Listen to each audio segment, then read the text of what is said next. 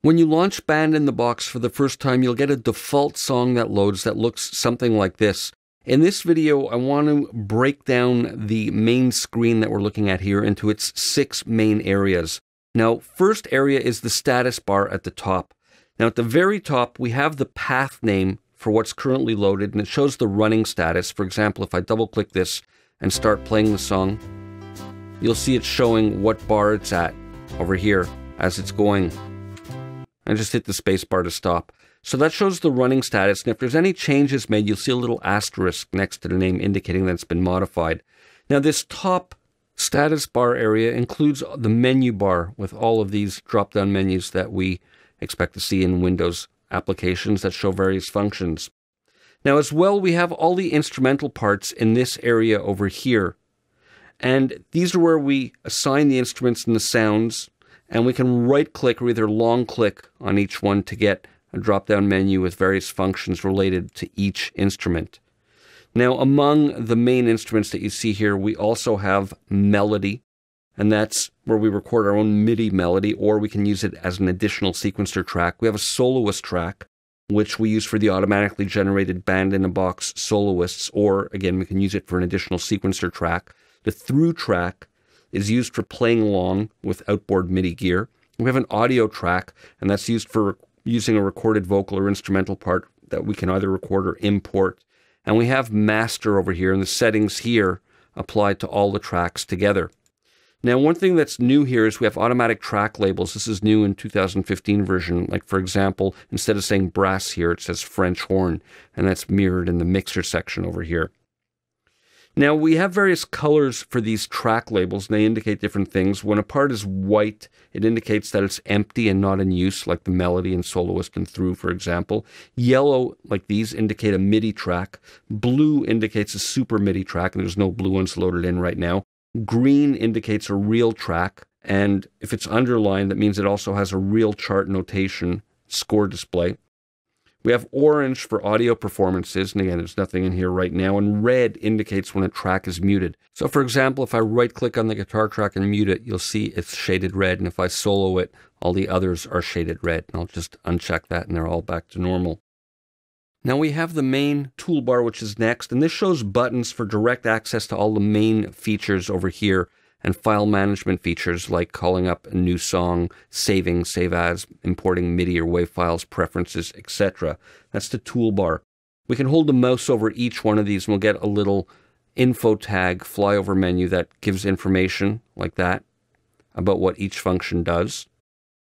And we have the drop station in this section as well, and that's used for dragging and dropping tracks into a digital audio workstation. There's a right-click menu over there and for most of these. And we have all the basic file functions, and new will basically clear the chord sheet and start you up with a new empty song. The third section is the song panel, and that's this area over here. Now in this section we have the song title, and this one's called Untitled because I haven't saved anything yet. And we have the song title and the settings, like all the key signature tempo, for example, key signature tempo, the number of choruses, the start bar, the end bar, etc. We get song settings menu here. Various different functions that pertain to the song. We have the short name for the song, the long name, all the instruments that are included in it. We can include a memo file, etc. So that's the song panel area.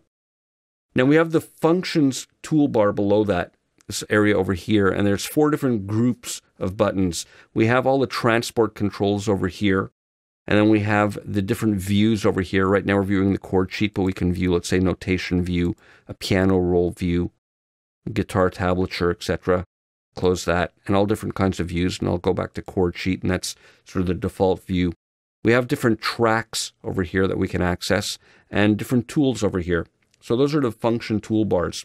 Now the 5th area over here is the mixer section. We have basic controls for each of the instruments for volume, pan, reverb, and different tone controls. And again, this has, like I mentioned earlier, the new automatic naming over here. And we have different areas. So here we're viewing an overview of the mixer. We can install or instantiate various plugins. I click that and we can get this menu here where we can call up specific VSTI plugins on a per instrument basis for processing the sounds. We have a piano roll view which shows all the notes being played. Again, I'll start up playback and you'll see all the notes displayed here. as they're being played. And we have patches that shows what's loaded into each slot. And the mixer tab is the default view. Now, next we have the chord sheet area, and that's this big area over here, the main body of the window, and it shows the chord changes for the song in numbered cells. We see numbers over here pertaining to each cell or each bar.